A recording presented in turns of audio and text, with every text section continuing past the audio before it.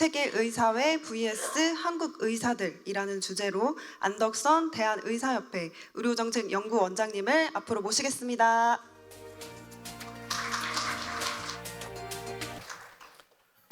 여러분 안녕하십니까? 먼저 이런 귀한 자리에 불러주심에 감사의 말씀을 올립니다. 오늘 제가 부탁받은 제목은 세션 1에서 세계적인 헬스케어 패러다임 대전환 시대에서 세계의사회 반면에 한국의 의사들이라는 좀 저로서는 도전적인 제목이었습니다. 우선 먼저 현재 제가 대한의사협회 연구원에 관계되어 있고 또 고려대 명예교수로 있고 아직도 세계의학교연합회에 관계하고 있어서 여기들의 공식 의견과 제가 발표하는 것은 아니라는 것을 분명하게 말씀 올립니다. 대신에 반면에 여러분들은 메디게이트를 통해서 제 자료가 만약에 필요하다면 언제든지 자유롭게 저를 이용 안 하셔도 되니까 마음대로 사용하셔도 좋습니다. 제가 행사 소개를 한번 뭘 해야 되는가 봤더니 세계의사회하고 한국의사들 하나는 기관이고 하나는 사람들이라서 저 나름대로 가로치고 제가 말씀드릴 거는 세계의사들 한국의사회도 간접적으로 포함될 수 있고 또 세계 각국의 의사들과 정부와의 관계를 조명해 달라고 그랬는데 여긴 또 세계 각국에 굉장히 어렵습니다. 그 많은 나라 제가 다 할 수도 없고 또 세계의사회는 전문성을 어떻게 주장하는가. 그래서 저는 세계 각국의 의사는 세계의사회로 대표성을 하고 세계 각국 어디 정도 수준으로 할 것이냐 우리 정도의 경제 규모와 소득이라면은 G7 또는 기껏 EU 정도 수준으로 국한하면 될 것 같습니다. 그래서 오늘의 키워드는 세계의사회, 전문직업성, 한국의사들, 정부입니다. 오늘은 패러다임 대전환 시대의 얘기인데 한 번쯤 우리가 알게 모르게 그냥 지나가 버린 다른 나라에서 겪은 패러다임의 대전환은 무엇이었던가 겪어보도록 하겠습니다. 산업혁명이 지나면서 산재 환자 많이 늘고 기계 늘고 의료기기 좋아지고 과학 발달하면서 엄청난 수의 환자가 늘었고요.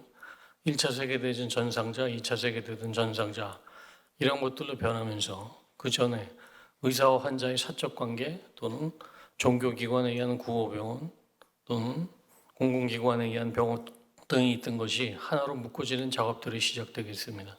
영어로 하면 오가나이즈 메디신인데 이거 기껏 번역해봐야 조직의료라고밖에 할 수 없고요. 우리는 지금 너무나도 당연하게 자연스럽게 쓰는 헬스케어 시스템.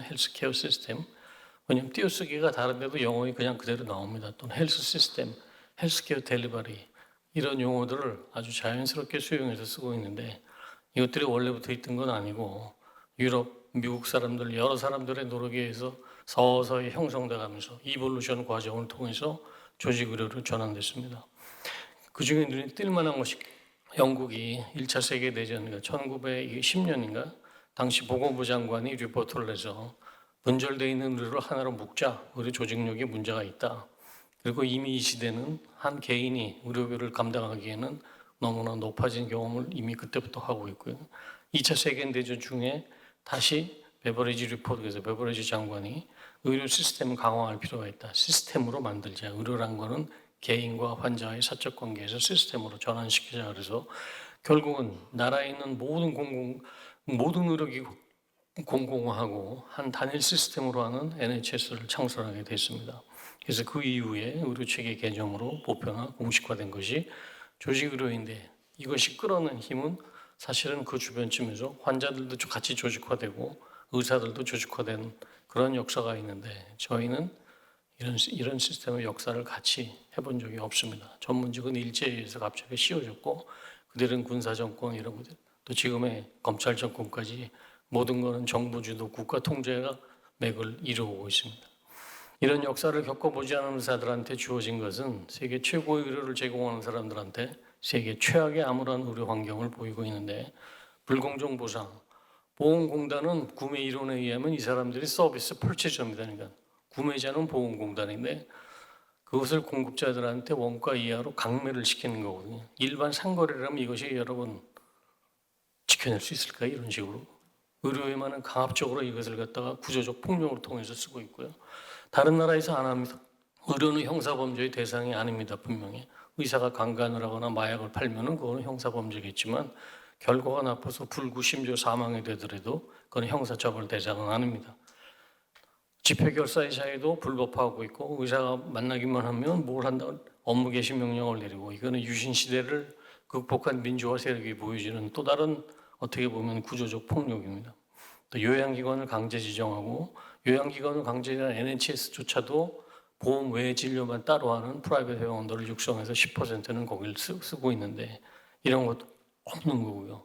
공정거래위원회는 무슨 일인지 기업체도 아닌데 일만 벌어지면 의사협회 가서 불공정 거래를 뒤지고 앉아 있습니다. 환자 거부 금지 자연스러운 건데 이것도 금하고 있고요. 더욱 끔찍한 것은 수술실 폐쇄 의료로 이건 환자의 권리 보호가 아니라 환자에 대한 엄청난 권리 침해에도 불구하고 나라 전체 생명윤리에 대한 난리지가 낮은지 참 답답하기만 합니다.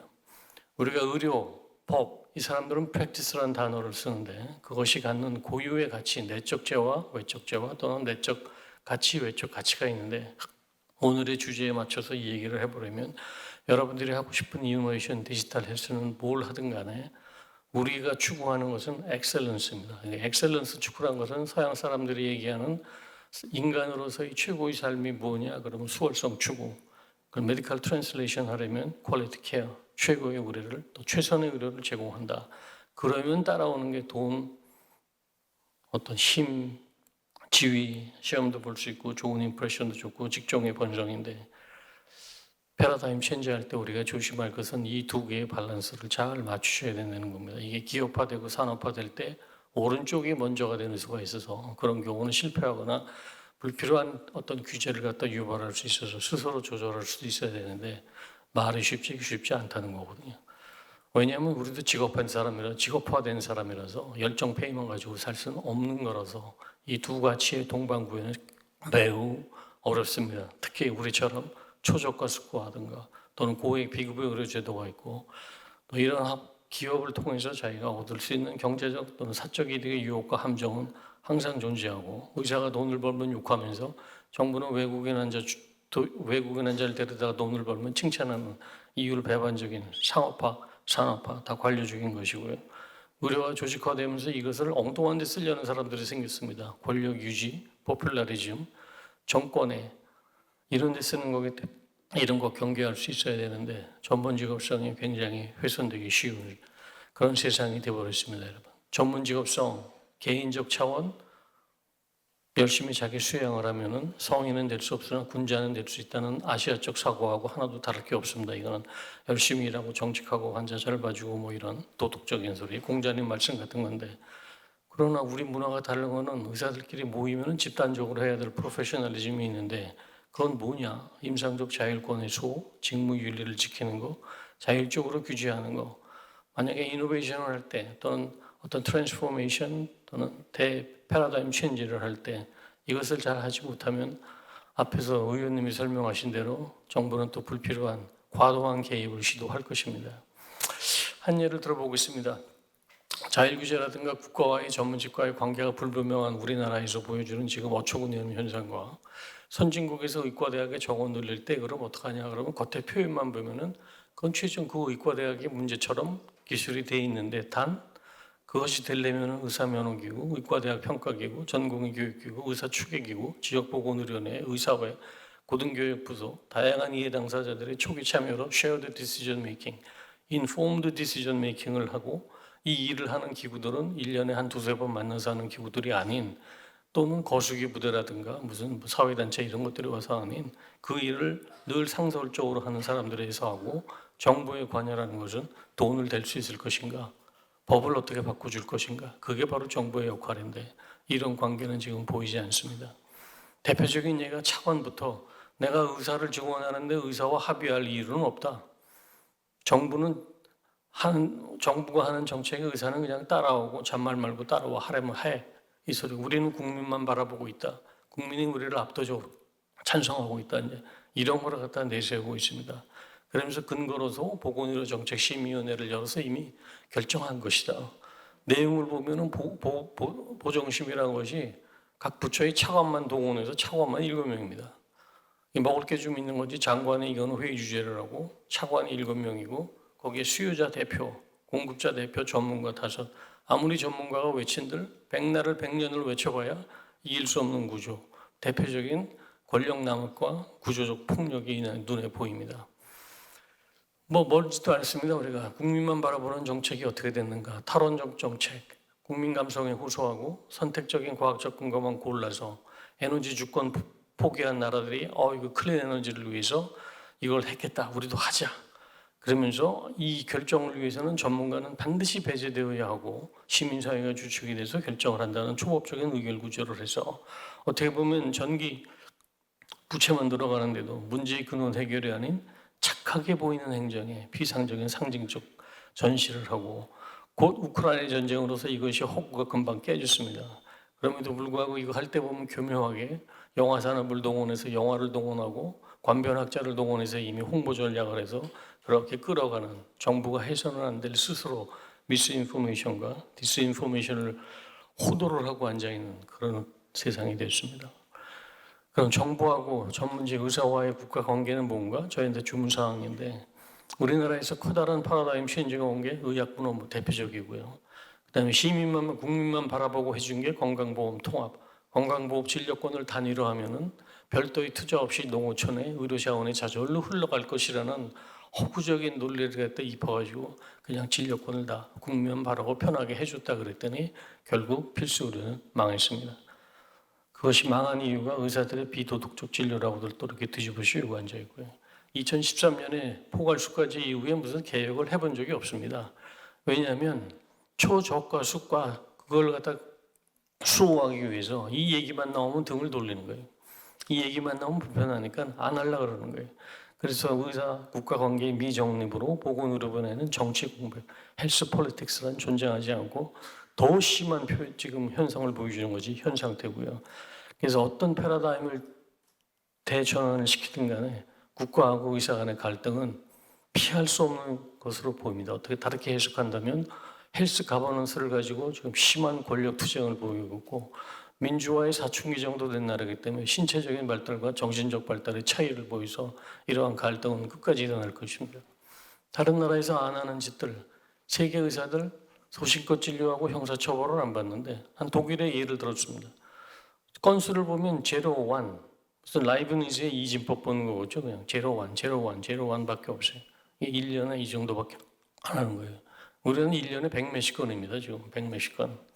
영국이 6년간 통계에서 6명을 형사처벌한 것과 우리나라의 그 6년을 갖다 만약에 큐뮬레이션 한다면 상상할 수 없는 일. 세계의사회에서 하지 말라는 일은 전부 골라서 하는 게 지금 우리나라의 의료 환경입니다. 그것이 왜 가능할까? 다른 나라 보면 자율규제, 의사들끼리 모여서 할 줄 아는 다른 것들이 있기 때문에 그리고 면허 부여의 주체 클리어하게 하고 보건의료 이념이 합의된 이념도 있고요. 그래서 미국에서 면허는 누가 주냐? 그럼 보건복지부 장관? 틀렸습니다. 여러분. 선거에 의한 주민대표. 제일 마음에 드는 건 프랑스입니다. 국가도 아니고 공공, 비블릭이 준다. 아주 정확한 표현인 것 같고요. 그래서 여러 가지 면허기구들이 있는데 정부에서 상차려주고 와서 회의만 하십시오. 총독이 한 사람 임명한다고 일체 간섭하지 않는 게 독일의 캐머, 챔버, 미국의 스테이트 보드, 50개 중에 약 70여 개의 면허기구, 의사 면허기구가 존재하고요. 또 다른 나라에서 영국이 150년 전에 만든 원조이기 때문에 영국의 영향을 받은 백몇 나라들은 다 저렇게 만들어서 운영하고 있고 우리나라만 선진국이라고 자부함에도 불구하고 형사처벌하는 끔찍한 일이 벌어지고 있습니다. 굉장히 복잡한 도표인데 제가 여러 가지 자료를 찾다가 프랑스 GP가 법학 박사 학위를 받은 흔한 일입니다. 그것이 우리 사회에서는 이상한 일일 것 같아도 그런 공부하는 사람들 많고 한글로 된 것만 보십시오. 우리하고 똑같습니다. 그러니까 민사 있고 형사 있고 행정 있고 지방법원, 고등법원, 대법원. 대법원이라는 용어가 거기서 파기원으로 불리고요.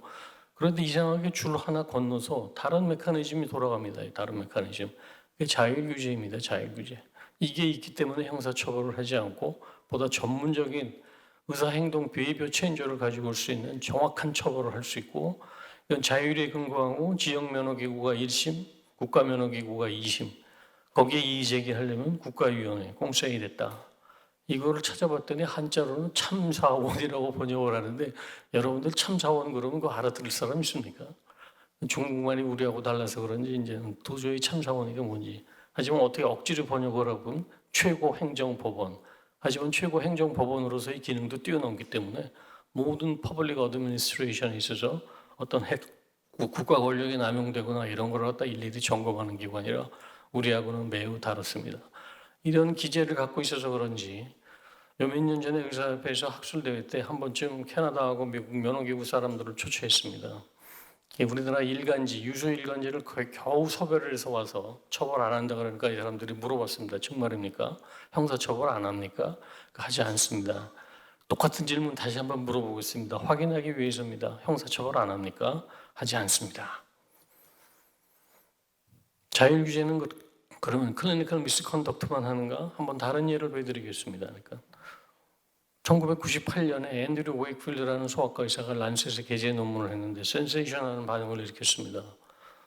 홍역, 볼거리, 풍진, MMR이라는 예방주사하고 자폐증, 오티즘의 지금 원인을 잘 모르기 때문에 그래서 12명짜리 소아 대상을 한 연구를 가지고 용케 란셋에 실렸습니다. 왜냐하면 그 제목 자체가 워낙 사운드했기 때문에 다른 데 어떤 데도 찾아볼 수 없는, 그래서 아마 실린 것 같은데 문제는 이걸 읽고 나서 패닉, 많은 사람들한테 우리 애는 MMR 맞추면 안 되겠구나.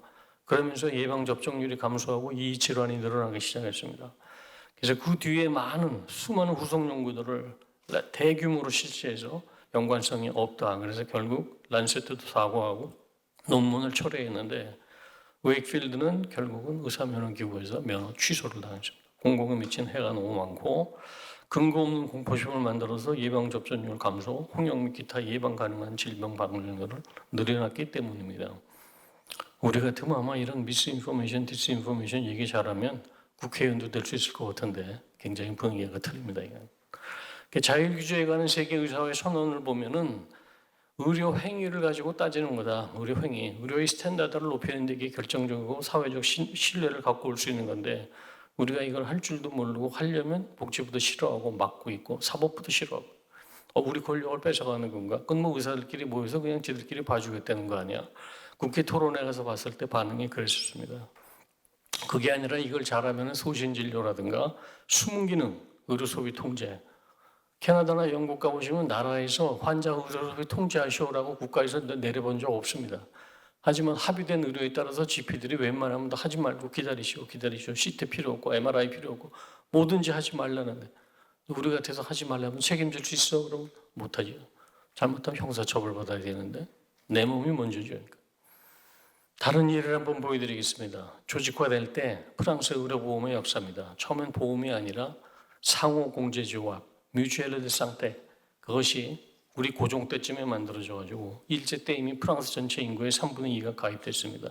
지금의 보험보다는 훨씬 어수룩하고 질병수당의 개념이 많았고 하지만 이런 것들이 쭉 발전하면서 사회보험법이라든가 사회안전망 또는 의료보험이 이제 성립하게 되었는데요. 거기에 겉따라서 대응하고자 의사들은 뭐를 했느냐?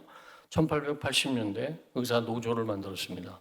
그래서 1884년 때 전체 의사의 20%가 모여서 노조를 했고 1910년 우리가 합병당했을 때 이미 전체 의사의 50%가 왜 모였을까요?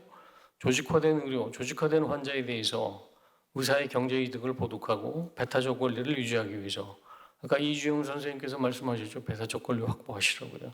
그것이 나중에 부침을 겪어서 정부의 탄압도 받고 뭘 하고 그러다가 1928년 이름을 바꿨는데 미국 의사에 영국 의사에 프랑스 의사에 전부들 사회보험이 들어올 때 의사들은 다 반대했습니다. 밥그릇 타령 때문이 아니라 의사와 환자의 관계는 사적인 관계고 그 비밀은 죽을 때까지 묻어야 되는 건데 공공화함으로써 개인의 권리 침해, 자유 침해가 들어온다. 하지만 또 반면에 이미 개인이 부담하기는 힘든 진료비가 올라왔기 때문에 세계의사회에서는 우리나라 의사 집단 행동에 대해서 한번 얘기를 했습니다. 조직화된 모습이 우리가 부족했는지 일부 한국 언론 기사는 허위 진술을 하고 있다. WFA는 세계의사회는 파업을 포함한 의사들의 집단 행동공을 당연히 인정한다. 그리고 WMA는 의사의 집단적 행동의 윤리적 의미에 관한 명확한 지침을 제공한다. 단 우리가 주말을 보내듯이 파업을 하더라도 주말 정도 의료 수준은 해라.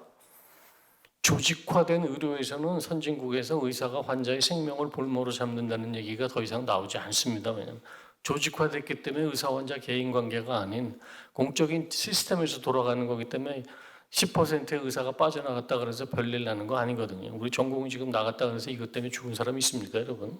있지도 않은 건데 계속 의사들한테 생명을 볼모로 인지를 삼고 있다라는 최고의 흉악범으로 지금 몰아가고 있습니다. 이걸 어떻게 설명해야 될죠?